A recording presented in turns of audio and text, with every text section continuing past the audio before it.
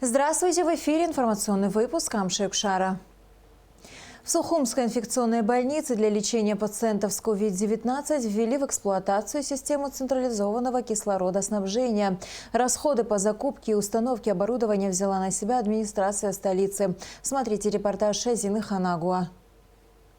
Инфекционная больница Сухума приняла первых больных коронавирусной инфекцией 13 октября. К сожалению, новые случаи заболевания выявляются каждый день. И каждый день в больницу поступают новые пациенты. При этом почти половина из них нуждаются в кислородной терапии. До недавних пор в лечебном учреждении не было централизованного кислородоснабжения. Здесь использовали сепараторы, но они работали не в полную мощность. На данный момент в инфекционной больнице кислород поступает в 2 палаты, благодаря чему одновременно могут получать кислород 8 человек. Состояние здоровья ковид-пациентов, находящихся здесь на лечении, в основном средней и тяжелой формы протекания болезни. К нам пациенты поступают уже, которые уже лечились амбулаторно. Те больные, которые с первыми симптомами, они к нам не поступают. То есть они уже лечатся амбулаторно, когда на фоне амбулаторного приема, на фоне амбулаторного лечения динамики не положительная, они складываются к нам. Лечащие врачи, участковые врачи созваниваются, и у нас происходит госпитализация данного. Во время съемок одной из пациенток стало плохо, из-за чего нам пришлось прервать интервью с главврачом Астамуром Гуня.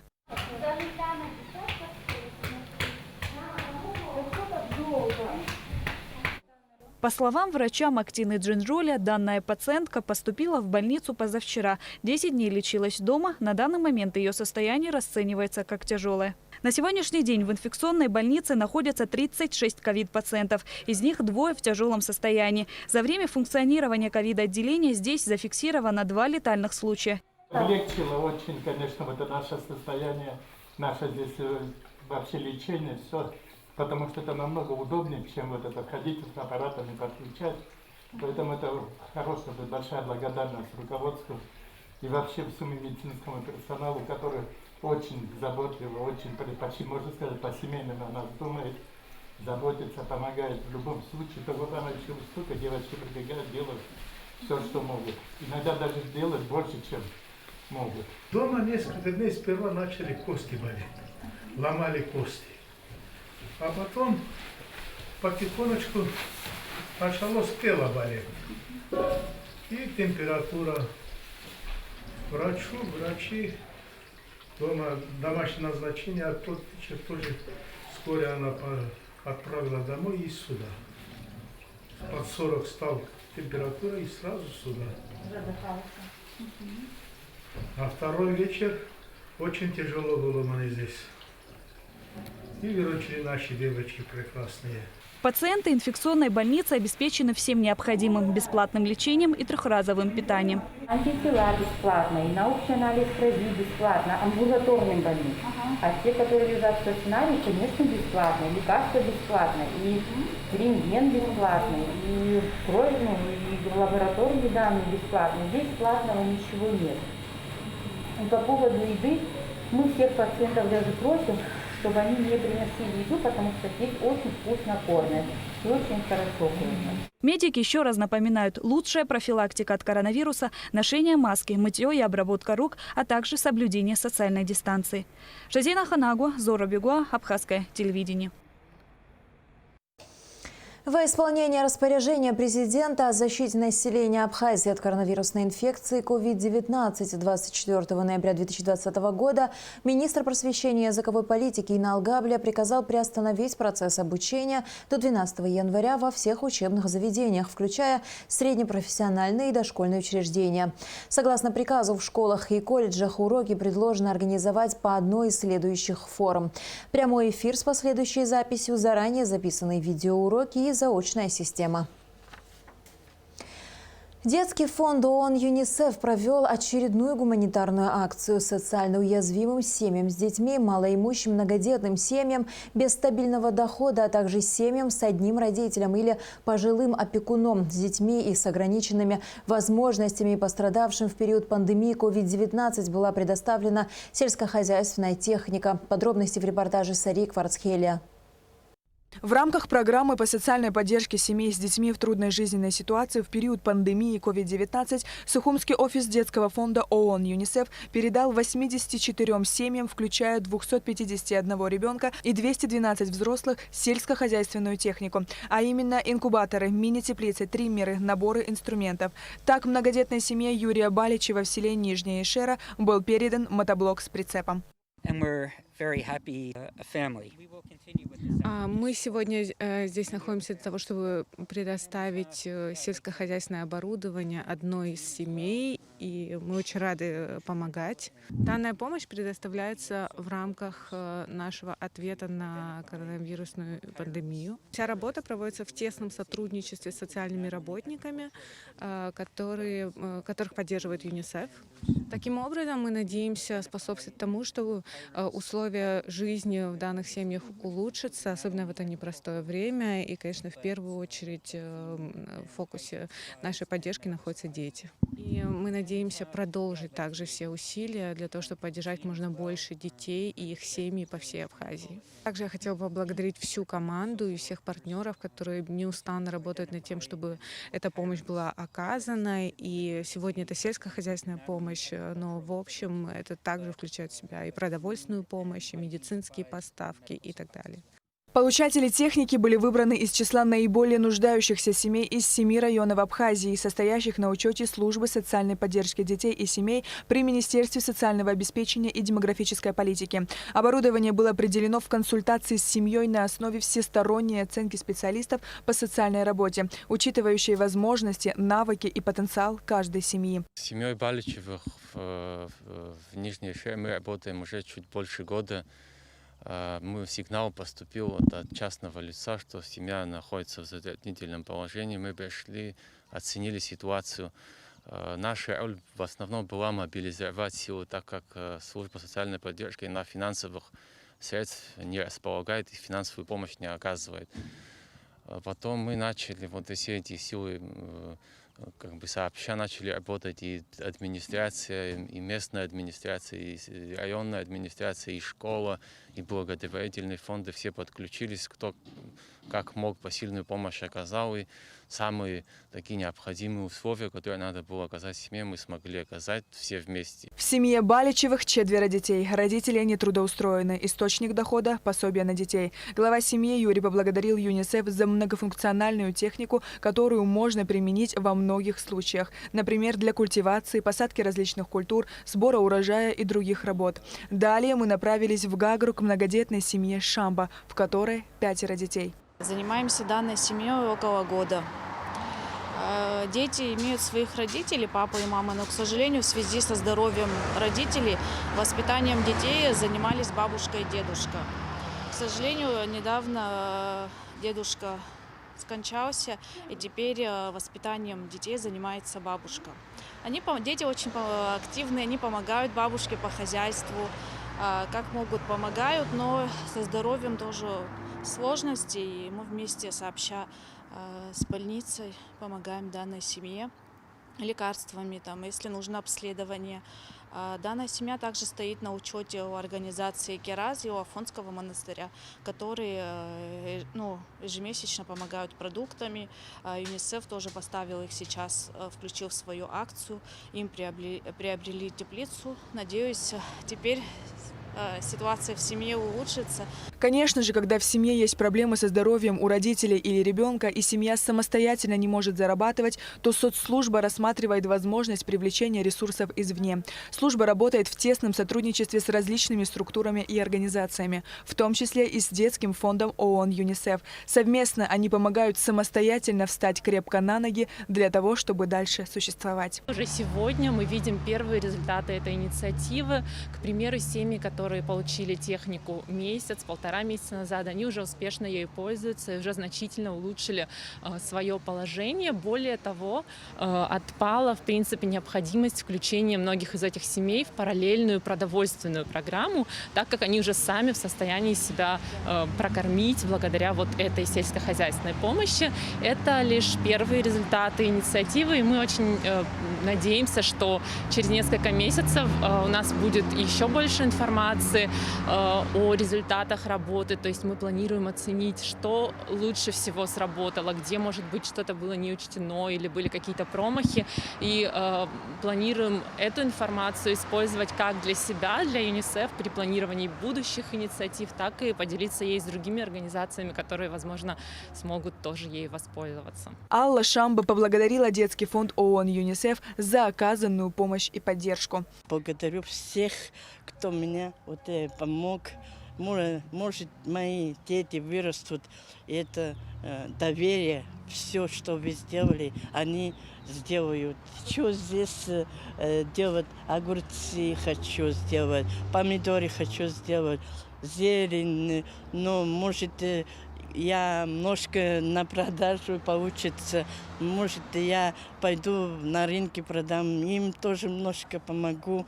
И вот так. Я огород неплохо делаю, так Хамида видела, и перец свой, аджика свою имею, я свою, я не покупаю, я помидоры закрываю, и огурцы закрываю, все, что у меня, и варенье, и компоты, все я делаю. У меня, я не покупаю, чтобы это. Может. Дети помогают вам? Дети, да, помогают. Он самый, мой внук, девочки немножко по дому, но внук мой, копать надо, он рядом со мной стоит.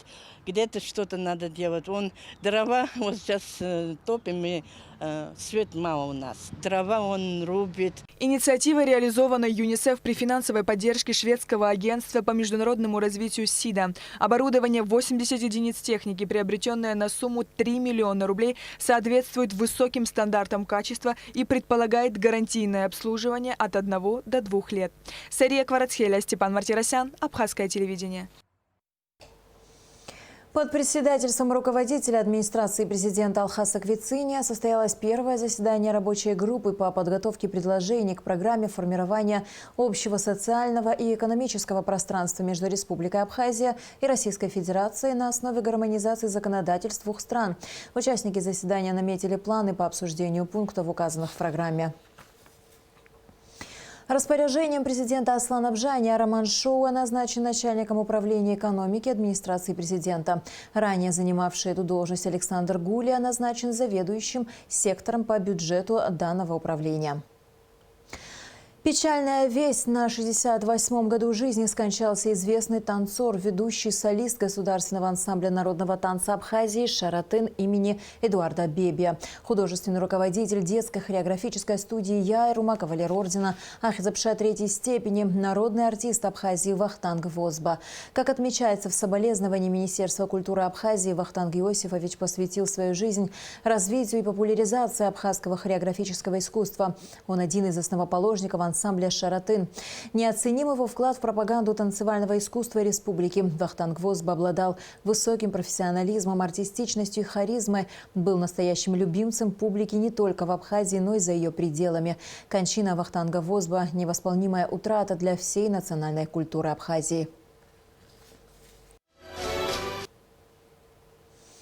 В Чечне в автомобильной катастрофе погиб бывший представитель Чеченской республики в Абхазии, председатель Вайнахского центра Республики Абхазия, помощник председателя правительства Чеченской республики Руслан Шерваневич Тунтаев. В связи с этим парламент Абхазии выразил соболезнования его родным и близким.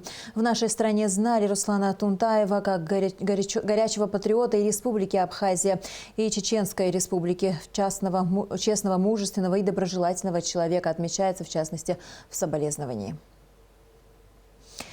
В соответствии с планом подготовки вооруженных сил Республики Абхазия на 2021 год, 1 декабря в Министерстве обороны начался зимний период обучения.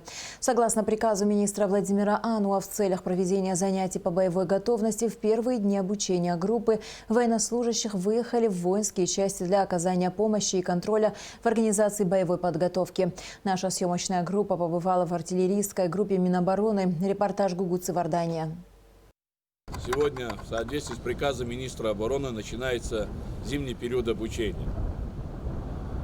Артиллерийская группа всегда отличалась тем, что уже на подведение итогов за зимний, за летний период обучения, за год всегда были в лидерах. Вот так с постановки целей и задач учений начался зимний период обучения во всех воинских частях и подразделениях Республики Абхазия. Наша съемочная посетила артиллерийскую группу оборонного ведомства страны.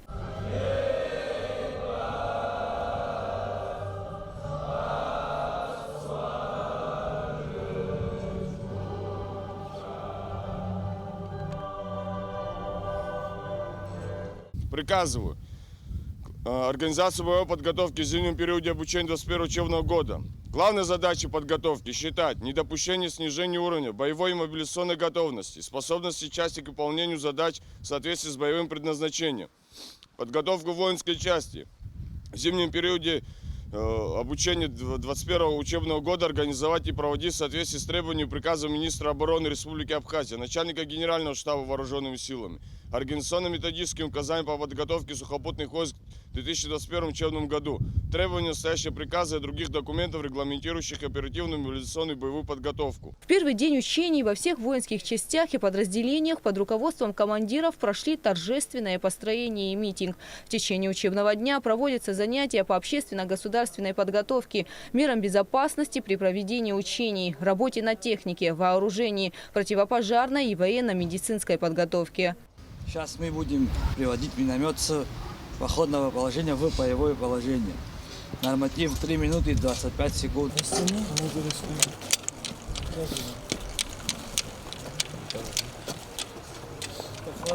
Согласно приказу министра обороны, в целях организованного начала зимнего периода обучения группы от Минобороны Республики выехали в воинские части для оказания помощи и контроля в организации боевой подготовки. В ходе работы группы проверяют наличие плана проведения тактико-строевого занятия по боевой готовности, технику, вооружение и организацию командирской подготовки офицеров и прапорщиков. Гугу Савардания, Алексей Гухава, Абхазское телевидение. Торжественный митинг, посвященный началу нового учебного периода, состоялся на российской военной базе, дислоцированной в Абхазии. Как сообщает пресс-служба Южного военного округа, приоритетной задачей в зимнем периоде обучения станет повышение уровня профессиональной подготовки всех категорий военнослужащих. Особое внимание будет уделено организации совместной работы и взаимодействию штабов и пунктов управления с военнослужащими вооруженных сил Республики Абхазия в рамках договорных обязательств двух стран по действию объединенной группировки войск. В новом году планируется провести около 300 совместных крупных мероприятий боевой подготовки. 46% тактических учений планируется как двусторонние. С военнослужащими вооруженных сил Абхазии будут отработаны действия при отражении атак условного противника с воздуха, на земле, в море, в горных условиях, на морском побережье, а также выполнение задач по всестороннему обеспечению подразделений. Основные явления и процессы, происходившие в социальной и экономической жизни Абхазии в 2019 году, отражены в ежегодном сборнике Госкомитета Абхазии по статистике «Абхазия в цифрах». В госстатистике состоялась презентация журнала о том, какая была проведена работа по изданию сборника, в репортаже Алики Трапш. Численность занятого населения в отраслях экономики, основные показатели образования, число зарегистрированных преступлений, количество предприятий и организаций по формам собственности, объем промышленной продукции лесхоза в Абхазии. Все это и многое другое можно узнать из статистического сборника «Абхазия в цифрах», который издается с 2004 года. Он подготавливается Госкомитетом по статистике на основе данных, полученных от предприятий, организаций, населения путем сбора статистической отчетности, выборочных обследований и других форм статистического наблюдения. Также в нем использованы данные, представленные министерствами и управлениями республики и Нацбанком. Формат статистического журнала за 2019 год изменен. Увеличен объем до 20,5 печатных листов. Да и само оформление журнала отличается от предыдущих изданий. Внесли изменения, скажем, в обложку, формат оформления. Он более креативно выглядит. Значит, и не всегда было понятно, это, где книга издана. «Абхазия в цифрах», всегда она только на русском языке. Мы тут добавили эмблему и оформили его еще на абхазском языке. Имеется здесь также предисловие, на русском и на абхазском языках. Статистический сборник «Абхазия в цифрах» состоит из 19 разделов. Это предприятия и организации, ВВП, промышленность, торговля, финансы и кредит, транспорт и другие. В сборник за 2019 год внесен ряд изменений. Выделен в отдельный раздел статистики курорты и туризм. Внешнеэкономическая деятельность представлена расширенной группировкой товарной номенклатуры с выделением отдельных товаров. Впервые в 16 раздел включены показатели Нацбанка, данные по операциям Картапра, и были внесены соответствующие коррективы и таблицы по доходам и расходам. Помимо этого, Госкомстат приступил к кодированию индивидуальных предпринимателей. С 2019 года, 2018 года мы приступили к созданию единого регистра для индивидуальных предпринимателей. ИГРИП называется. До этого у нас только было ИГРПО. То есть для предприятий и организаций. А сейчас мы уже создаем вторую базу для индивидуальных предпринимателей. И раздел, который касается предприятий и организаций, мы дополнили разделом, связанным с количеством индивидуальных предпринимателей, зарегистрированных в Госкомитете по статистике по направлениям экономическим, по видам деятельности. В Госкомитете по статистике с сожалением отмечают, что не все данные в полном объеме отображены в сборнике. И на это есть причины. К примеру, в вопросе о деятельности индивидуальных предпринимателей Госстат не может получить отчеты об их финансово-хозяйственной деятельности. На сегодняшний день мы в статистику не можем включить количество работающих, скажем, в бизнесе, индивидуальном бизнесе. Мы не можем сказать, какие объемы у них выпуска продукции или услуг, работ. Это ведь все включается в ВВП. Вы представляете, какие объемы не попадают в ВВП. И еще хотелось бы сказать о сельскохозяйственном учете. Там тоже имеются большие резервы для того, чтобы мы пополнили статистику. Но у нас с 2022 года будет новая закладка по хозяйственных книг. А то, что у нас до этого велась, она никогда не обрабатывалась. Но с этого года мы уже завершили программу обработки по хозяйственных книг. То есть сельскохозяйственный сектор, он у нас будет пополнять все остальные показатели. Объемы, там, то, что касается растениеводства, животноводства, тоже имущества, количество работающих. Кроме того, Камагоги отмечает необходимость внесения изменений в действующий закон статистической деятельности. Имеются пункты, связанные с изменением. Это то, что касается обязательства учета, статистического учета со стороны индивидуальных предпринимателей, вопросы, касаемые там, ведомственной статистики и так далее, и так далее. Но пока еще до парламента наши проекты не дошли. Вот мы ждем. Вопросы, касаемые еще дисциплины и так далее. То есть без этих пунктов сказать, что у нас статистика беспроблемно работает, я не могу сегодня это сказать. Статистический сборник «Абхазия в цифрах» издается раз в год на основании собранных данных в течение всего года. Сборник предназначен для высшего управленческого персонала, руководителей и работников предприятий и организаций, профессорско-преподавательского состава, студентов и других заинтересованных пользователей. Алика Трапш, Ильдар Дамиров, Абхазское телевидение. С каждым днем все сильнее ощущается приближение холодов. Для жителей это повод лишний раз остаться дома в тепле, а для волонтеров и защитников природы – время борьбы за жизнь бездомных животных. Ведь с наступлением зимы их все больше погибает на улицах. Наш следующий сюжет о непростой работе сотрудников Фонда защиты животных «Агугра». Репортаж Эсмы Гуланзе. Еще у нас предупредившийся красавец. Вообще упал, мы его лечили очень долго. В этом маленьком сухумском дворике дружно уживаются 3 собаки и 4 кошки. Несмотря на разнообразие породы и интересов, здесь царит мир и взаимопонимание. Одну из собак, дворнягу Королеву, 4 года назад подобрали прямо у трассы в Ачадаре. Бывшие хозяева бросили ее, и она погибала на улице от голода и холода. За эти годы Королева раздобрела, обросла шерстью и приобрела поистине королевскую степенность. Уже много лет Тата Джоджуа помогает бездомным животным, спасает, кормит. Одних забирает себе, других старается пристроить в добрые руки. У меня дома есть еще маленькая собачка, но ей уже лет 8. Она породистая. Это был подарок. А все остальные животные, это те, которых мы подобрали, приютили, которые у нас остались. Каких-то мы, конечно, раздавали, но какие-то вот остались дома. У меня еще 4 сейчас кошки. 2 кошки, они простерилизованы, 2 кота, они тоже простерилизованы. Уже вот который год пытаемся достучаться до людей, проводим эту работу, что надо стерилизовать, что не проблема там какого пола собака, главное ее стерилизовать вовремя, никаких проблем не будет вообще. То есть мало того, что она не будет гулять, она еще перестанет быть агрессивной. Они абсолютно становятся спокойны. Вот эта вот агрессия у них исчезает. Они не будут на людей бросаться. Причем, кстати, бродячие собаки, которые родились на улице, они не такие. Это хозяйские, которые у нас на свободном выгуле, вот они именно агрессию проявляют. Проблема бродячих животных в Абхазии стоит довольно остро, особенно после введенного в мае запрета на их отстрел. Ежедневно десятки собак и кошек выбрасывают на улицу. Некоторым хозяевам становятся не нужны живые игрушки, ведь они болеют, стареют и становятся обузой. Люди реагируют на четвероногих беспризорников по-разному. Одни их боятся и требуют убрать, другие жалеют, гладят и кормят. Сейчас, пока еще тепло, бездомные животные не мерзнут на улице. Кого-то прикармливают в кафе, ресторанах, за другими приглядывают волонтеры. Правда, везет так далеко не всем животным. Мать не видно, но говорят, что мать тоже где-то поблизости. Бесхозные, голодные. Одна из них подавилась травой, когда ела. Если кто-нибудь сможет их забрать. Вот. Порой удивляет жестокость, которой люди избавляются от своих питомцев. Новорожденных щенков и котят топят, выбрасывают в пакетах, оставляют погибать у мусорных свалок. А ведь животные страдают не только физически, они чувствуют боль от предательства. Замечали ли мы, как долго может идти за нами бездомное животное после одного случайно брошенного взгляда? Отогнать его довольно трудно, да и сердце потом болит от жалости. К счастью, неравнодушные люди в Абхазии есть. К примеру, в социальных сетях зачастую можно встретить посты, в которых сердобольные люди предлагают собачку или котенка. Они готовы просто так отдать даже породистого щенка, лишь бы в хорошие руки. Таких активных волонтеров в фонде Агугра около 20. Они спасают, лечат, кормят бездомных животных и ищут для них дом.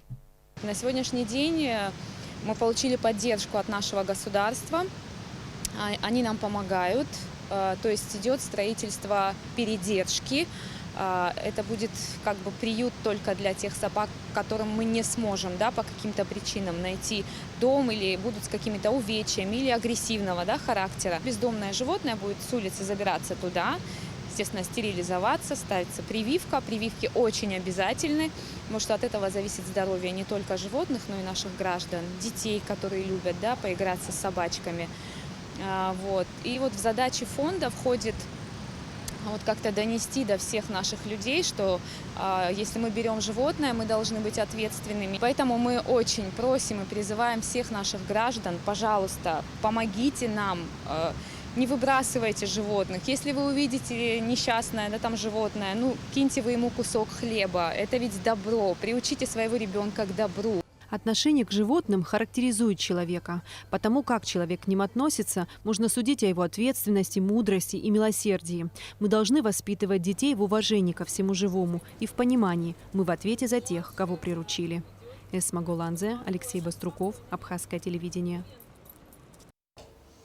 И в завершении выпуска о погоде. По сообщению синоптиков, в среду в Абхазии ожидается преимущественно ясная погода. Температура воздуха ночью 4,9, днем 12-17 градусов. Температура морской воды 15 градусов.